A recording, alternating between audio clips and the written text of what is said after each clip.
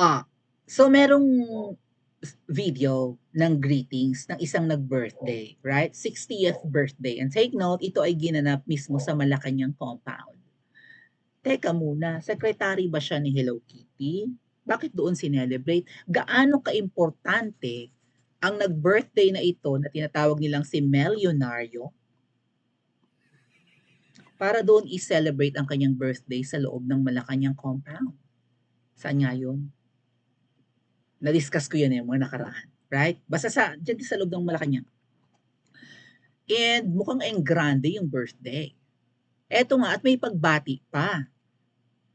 So, sa pagbating ito, sa tingin ko mga ate at kuya, itong video greetings ng mag-asawa ay para lang talaga sa birthday celebrant. Not sure if in-upload nila ito sa social media, maybe sa social media ni Madam or ni Papshi, or maybe sa social media account ni nung birthday celebrant na si Melionario. Kakaiba, may ganun talagang ano, may mga ganun pautot, Melionario. My God, kung ikaw ay magiging elected official and even appointed, 'di ba? Kasi elected, boboto ka ng taong bayan. Appointed, pagka hinire ka nung, 'di ba? Kinuha ka ng mga nanalo. Meron pati yan at mga ate at kuya na Code of Conduct and Ethical Standards for Public Officials and Employees. O, empleyado yung mga appointees eh. And tama yung pagkakaalala ko, that's Article 6713 kasi lumalabas yan sa LET namin, sa licensure exams namin mga teachers. Kaya tandang-tanda ko yung number na yan.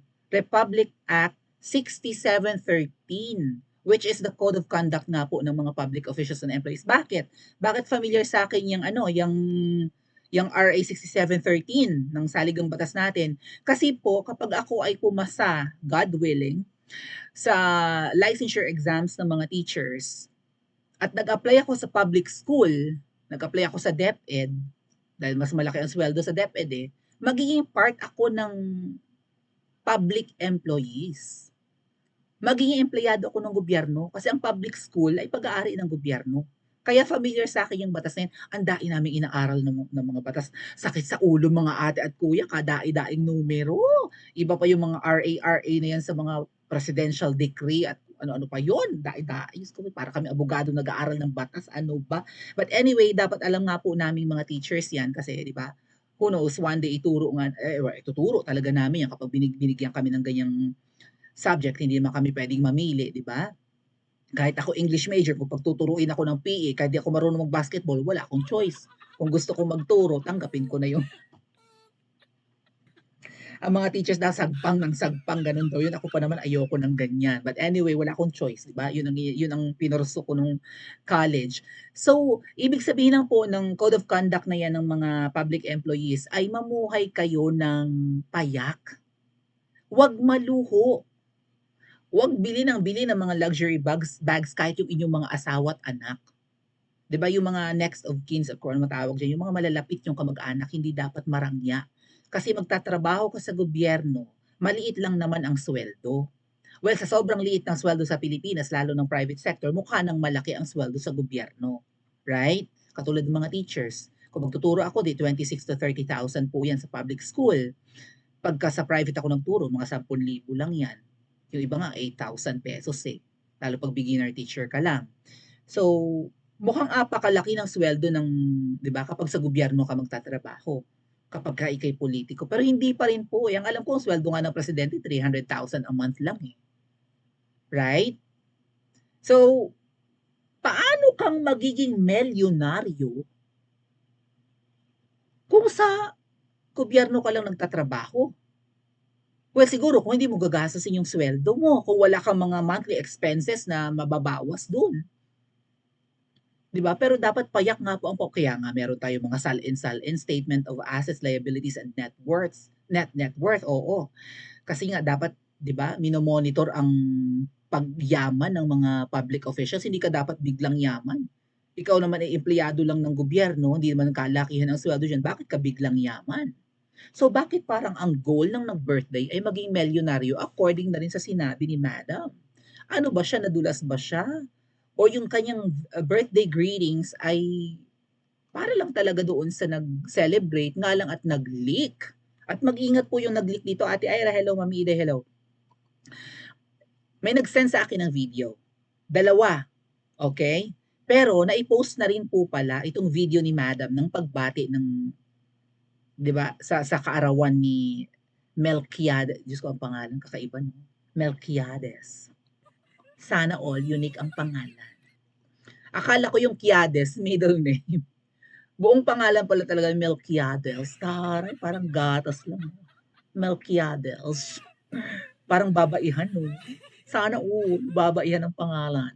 Anyway, so eto yung video, pinost ni Sas, itong video greetings ni Madam sa birthday celebrant na si Melquiades ng PCSO. And sabi ko nga, doon siya nag-celebrate, kanina ba? Kahapon, doon siya nag-celebrate ng birthday niya sa palasyo. Bakit? Hindi naman siya secretary ni PBBM, right? Siya naman ay general manager lang ng Lotto. Hindi siya katulad ni VP Sara, Secretary of Education, katulad ni, yung Secretary of DOTR, sino ba yun? Jaime Bautista ba yun? Yung one of the worst secretaries according to survey. And yung pagpunta nga pala ni panonood ni PBBM ng concert nung Coldplay. Sino may Chris Martin? Diyos ko po, tawa pa siya ng tawa doon sa, akala niya nagdo-joke yung Chris Martin. It was joke, pero half meant lang yun. Pero Diyos ko, worst traffic in the whole world, Philippines. That's, my God, number 1 na tayo. The worst traffic. Lugar na may worst traffic in the world, Manila. Nakakahiya. Tawa-tawa lang siya. Well, anyway, ito yung video, in-upload na ni Sas, kahit may nag-send naman sa akin. Thank you po sa nag-send. And na-send din po sa akin yung video greetings ni PBBM para kay Mel. Okay, i-play natin yung video. Ito yung greetings naman po ni PBBM sa birthday celebrant. Unahin muna natin yung kay PBBM and i-debunk natin. Tingnan natin kung meron din tayo makukuha mga context clues sa kanyang greetings. Kung meron bang may something na, kumbaga may red flag, parang may mali. Pakinggan natin ng gusto and let's react on it bago yung greetings ni First Lady na sinabi talaga niyang parang sama-sama tayong maging milyonaryo or sama-sama tayong babangon muli. Kayo lang po, madam. Kami hirap pa rin. Buti sana kung ang lahat ng mga Pilipino magiging milyonaryo. Kayo lang yun. Kayo lang ang bumabangon. Yun lang ang binabati mo eh. Kayo lang yun. Hindi kasama ang mamamayan. Anyway, let's listen po sa greetings ni PBB ang mga ate at kuya. Nga po, delikado na itong pagbati ko. Mukhang 60th birthday na ang ating mabuting kaibigan. But Mel, happy birthday, and you really have been an asset to us and all the work that we have been trying to achieve.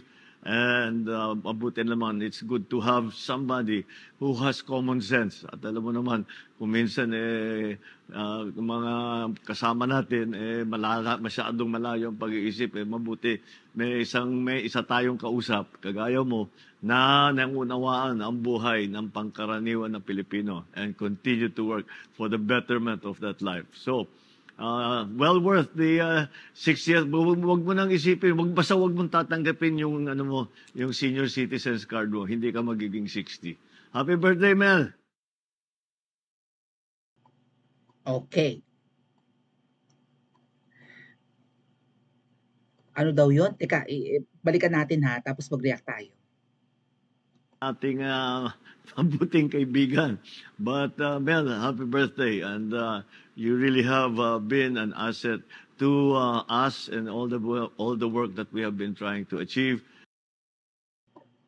Asset daw siya sa kanila. Sa kanila mag-asawa? Paano? At saka sa mga work na gusto nilang ma-achieve. Paano naging asset si Melquiades? Kahit sa administrasyon niya. Saan banda? Ano na i-contribute na ni Mel as the general manager of Lotto? Nagbigay lang naman yata yun ng bus, right? Para doon sa, ano ba yun? yung parang ano, yung project ni Madam, ng asawa niya nito, ano ba yun, yung parang may mga consultative, parang yung ano rin kay Lenlen noon, may gano'n, may bus thingy din si ano, 'di ba, si First Lady. Oo, may ganap-ganap din na bus yung doon, parang doon magpapakonsulta, magpapa-X-ray kung anik-anik, magpapa-COVID test. May bus din yung si Madam, tapos ang laki-laki nga ng mukha niya doon eh. So, paano naging asset sa mga gusto nilang mangyari ang general manager ng Lotto? Ah, hirap-hirap naman pong lumapit yan paghihingi ng tulong. Ang alam ko po, ang PCSO or Philippine Charity Sweepstakes Office, nilalapitan ng mga taong nagpapa-ospital, malaki yung bills, and siguro, di ba, ang PCSO ay nalulugi nga raw yan ng 500,000 araw-araw dahil daw sa mga naka-cancel na mga lotto tickets. Like siguro mali yung shading, tapos hindi na pwedeng isalang sa makina or what. Pero ang nananalo maya't maya, no, 500,000,000, lagpas ng 500,000,000. Laging may nananalo. Kung laging may nananalo, hindi ba malulugi yan? Kaya yaya sila ng yaya lagi, di ba, na ano, na taya kayo, taya kayo. Bakit kailangan i-promote yan? Hindi naman kailangang i-promote yan. Dini-discourage nga natin na tumaya ang mga tao sa loto kasi para kang nagdo-double taxation. Kinakaltasan ka na ng buwis sa sweldo mo, ang mga binibili mo, may dagdag na buwis, tataya ka pa ng loto na hindi ka naman manalo-nalo, ang hirap manalo dyan. Mukha lang madaling manalo kasi malimit merong tumatama. Pero, sino bang ordinaryong mamaya pag-usapan natin, may umiimik patungkol dyan sa loto eh, pang Guinness Book of Records. So, paano nakakatulong ang loto sa gusto nilang mangyari ng administrasyon niya, nilang pamilya or ng administrasyon niya? Katakataka, Anis. Sige pa nga po. Ano pa yun? Ano sinabi? And mabuti naman, it's good to have somebody who has common sense. At alam mo naman, kung minsan mga kasama natin masyadong malayo ang pag-iisip, mabuti may isa tayong kausap kagaya mo na nangunawaan ang buhay ng pangkaraniwan na Pilipino. Para bang ano, si Mel Robles ang tagasalba ng buhay ng karaniwang Pilipino. Pero sabi niyo yung mga kasama daw nila walang common sense or less ang common sense kasi of all na kasama nito niya or maybe nilang mag-asawa ay si Mel yung may common sense, kumbaga mas madaling kausap. Really? Hindi mo naman secretary si Mel eh. Mel, di ba? Hindi, general manager yun, hindi yung secretary ng kung saan man. But yung ibang mga secretaries mo, hindi mo may pagmalaki.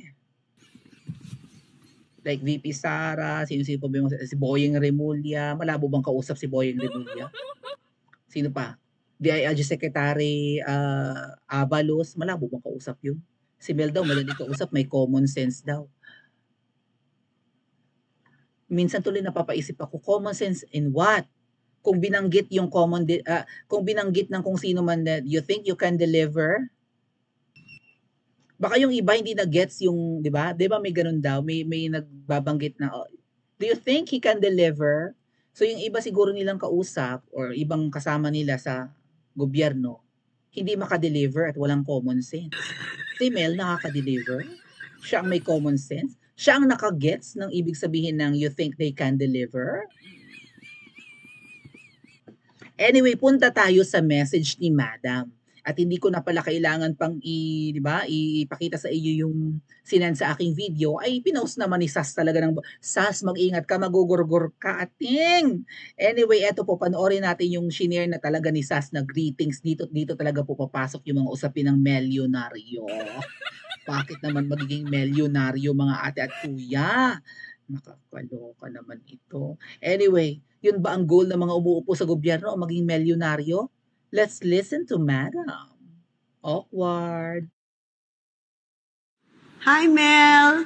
Or should I say Melionario? Just wanted to wish you a happy 60th birthday. Naku, senior citizen ka na, ha? Dapat magpapayat ka na to be as sexy as Shay. We love you, Mel. I wish you all the best today and for the next 60th year. Big hug. Happy birthday. Thank you for everything you've done for me, my family, for my husband. Sama-sama tayo babago muli para maging milyonaryo. Oh my God, ang cringy mga ate. Sama-sama tayong babangon muli para maging milyonaryo. Oh my God. Hi, Mel! Or should I say milyonaryo? Just wanted to wish you a happy 60th birthday. Naku, senior citizen ka na, ha? Gusto na, madam.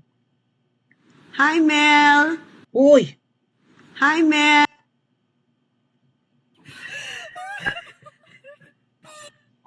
Anyway,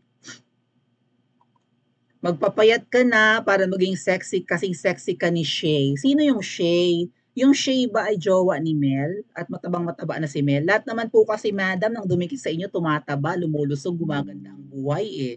Yung mga, yung mga Yusek at Asik, mga tat kuya ng PCO, yung sila Bukangkang, nagtabaan sila. Pati yung si Patricia Javier Martin, Viva Hot Babes, ang si sexy, ang gaganda naman. Diyos ko po, nagtabaan, ang lulusog, sagana sa lafang. Si Taneng, hayahay ang buhay, ang taba-taba ni Taning. Si Melquiades, mukhang ganun din, taba-taba na rin. Well, pinag-uusapan natin siya, maybe I could find a photo of him for you. Sandali ha, open ko lang. And ano yun, anong sama-sama tayong babangon muli para maging milyonaryo. Again, ano ba yun? Again, mga ate at kuya, kung magtatrabaho ka sa gobyerno, hindi ka dapat magiging milyonaryo. Ang liit ng sweldo, marami ka namang gastusin. Diba? At hindi ka talaga dapat yumaman dyan dahil nga public service nga yan eh. Magsisilbi ka sa taong bayan. Paanong hindi yan ang goal ninyo, madam, ang magpayaman? Kundi manilbihan sa taong bayan. Diyos ko po, ito, nakita ko yung picture ni Mel Robles. Pakita ko lang sa inyo kasi pinag-uusapan natin siya. Oh, ayan si Mel Robles. Talagang busog talaga. Busog-lusog siya ngayon. Oh.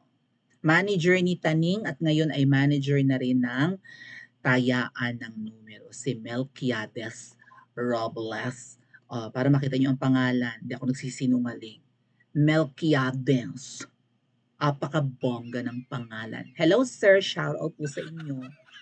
So, busog-lusog po kayo ngayon na. Si Taning busog-lusog rin. Sana all talaga busog-lusog. Pero anong sama-sama tayong babangon muli para maging milyonaryo? Questionable. Ang init ngayon ng usapin patungkol sa kung totoo ba yung mga nananalo sa loto na yan. Ang huling post nila, edited yung damit, 'di ba? Tinakpan yung babae ng bonggang-bongga kung babae man yung nanalo. Kaduda-duda. Aminado naman po si Mel Robles na edited yung picture, siya yung umamin doon sa hearing ni Tulfo. So, kaduda-duda na kaya nga sila nag-post ng picture ng babae na inaabutan ng cheque na kung todo edit yung damit, yung buhok at lahat-lahat na, yung sunglasses, yung palda, wala na. Kamay na lang yata yung totoo dun sa babae. Malay natin baka hindi rin totoo yung kamay. Baka nga talaga hindi totoo yung babaeng yun. Pinagdududahan na nga, tapos ganyan yung greeting sa'yo, sir. Sama-sama kayong babangon muli para maging milyonaryo. You know what? Kasi baka nag-wordplay lang naman si Madam. Okay, let's give her the benefit of the doubt. Kasi ang pangalan nga po ng celebrator ay Mel Robles or Melquiades.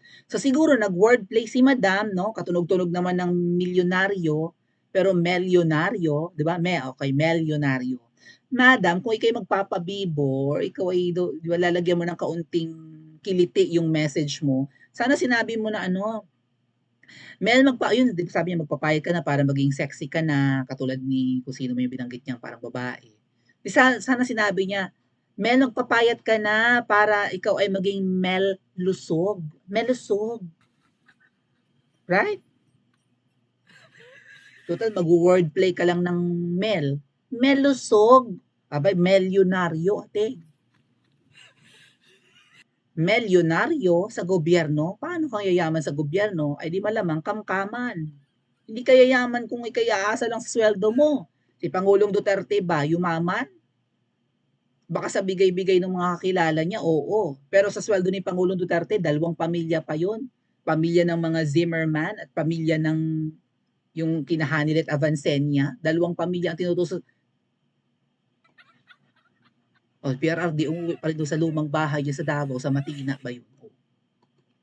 Hindi kaya yaman sa ano kung wala kang gagawing anomalya. Milyonaryo? Milyonaryo o belyonaryo na? Pa-comment nga po sa comment section at mag-like and subscribe din po kayo.